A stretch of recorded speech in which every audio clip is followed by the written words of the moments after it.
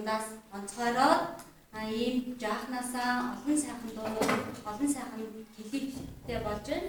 Ингээд өвөр хангаа аймагтаа болон уян сумандаа ингээд одоо гүйхэн багнаас маань хэмээх сайхан цомгоо гаргаж байна. За ингээд хот өрчтэй бүгдээрээ баяр хүргье.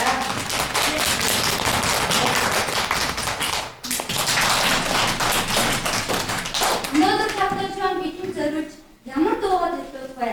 Дуутай сэтлэг гэдэг дуугаар үзүүлнэ. За бүгдээрээ дууг сонсъё.